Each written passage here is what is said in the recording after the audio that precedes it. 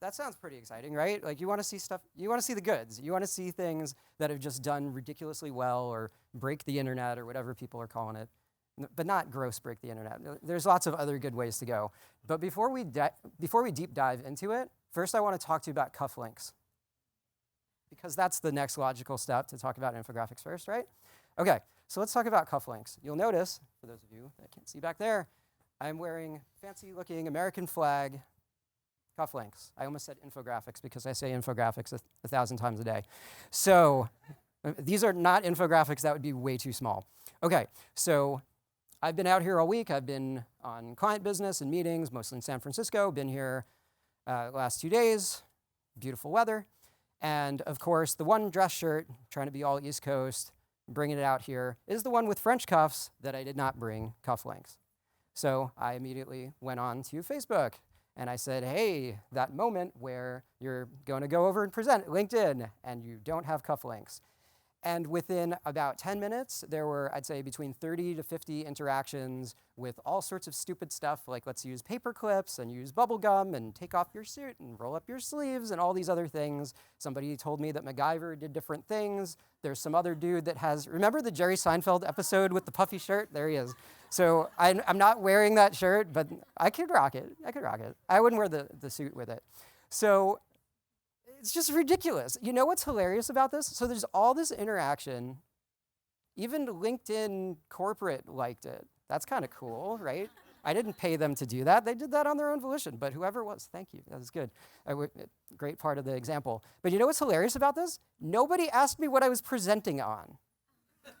They just wanted to know what I'm going to do with cufflinks before all you guys. And it was a wonderful intro. I'm sure you'd agree. So why am I talking about this? It's because people are visual animals, right? You want to see things before you digest it.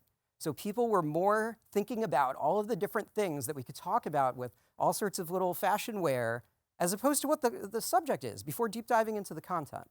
So that's one of three things I want to talk about, and then we'll talk about infographics. So let's get moving a little bit. It's nice to not just sit there and stare at our screens and, tweet and go on LinkedIn, obviously, because we're at LinkedIn. For a minute, I thought we were actually on Between Two Ferns. Yeah, everybody's seen that show? Yeah. So, okay. Everybody do me a favor. Come on, hook me up here. Raise your hand as high as you can. Come on. Everybody got that? Everybody know where I'm going with this? Does anybody know? No, you don't. Good. Haha. I'm an infographic guy. I manipulate audience. So sometimes physically, you're all got your hands up there. I don't want to make it uncomfortable. We're almost done. Now raise it higher. Look at that. One person stands up. You finally get it. Two people. Good. So you can put him down. You can put him down. Did anybody in this room raise their hand as high as they could the first time? Huh? Yes? Come on. You did? Did you stand up too? And so you didn't. So nobody instinctively goes all the way in, right? And as marketers, as content marketers, as infographic scholars, artists, whatever we are, people hold back.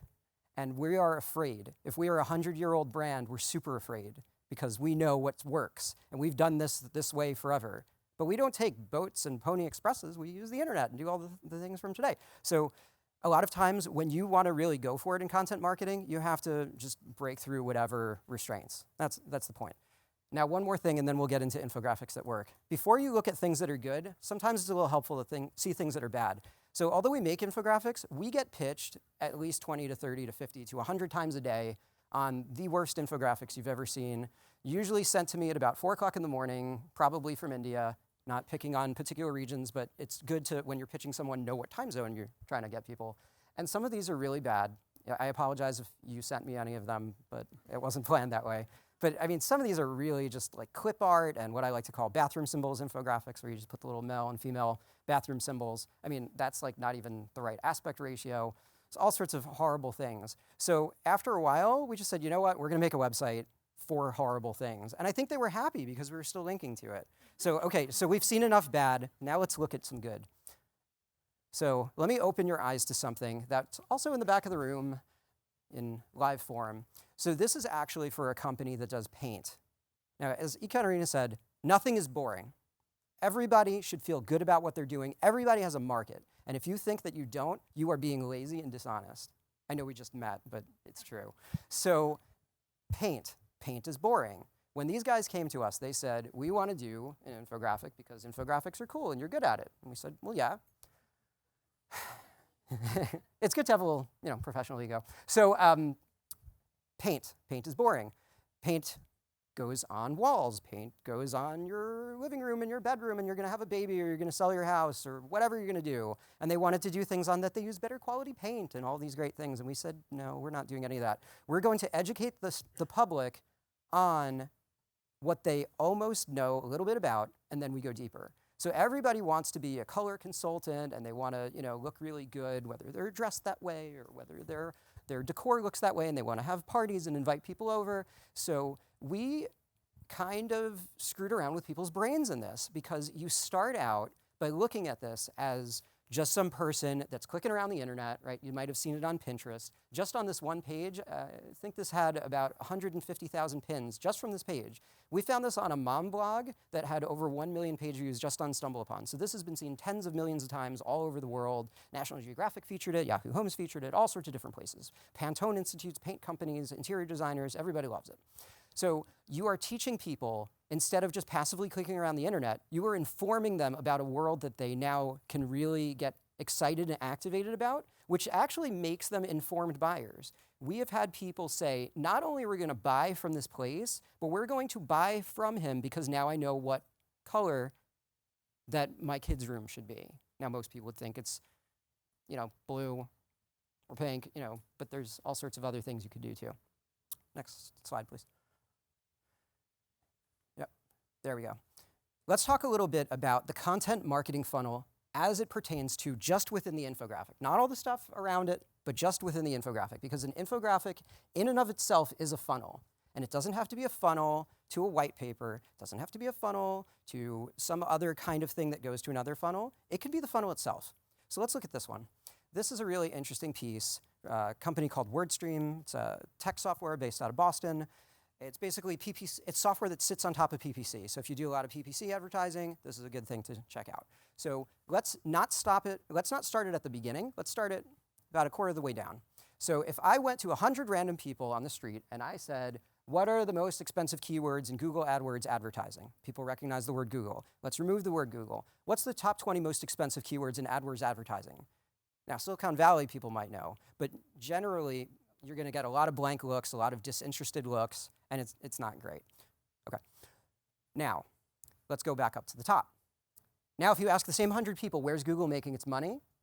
You're pretty much going to get 100 out of 100 people interested, because you've broadened the funnel to include them, as opposed to limiting the funnel to only your core audience. Your core audience is going to stick with you through the whole thing, because they want their industry to be cool too, right? Who doesn't want to jump up and down? We do all sorts of explainer infographics for that reason.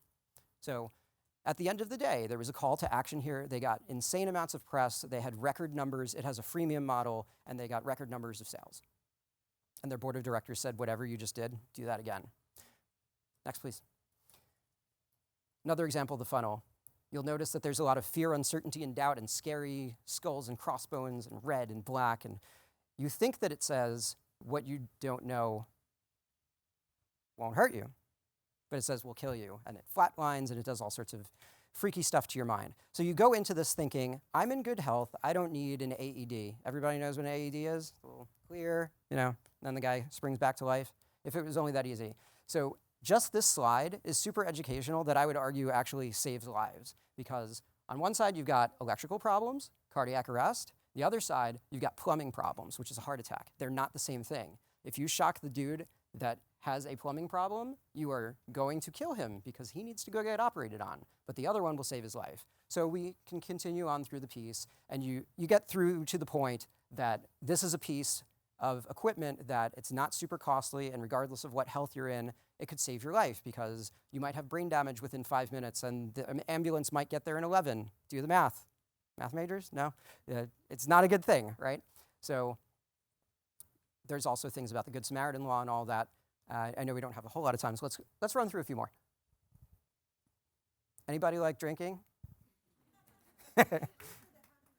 Yeah, right. Absolutely. Piece we did for Maker's Mark, talking all about bourbon versus whiskey.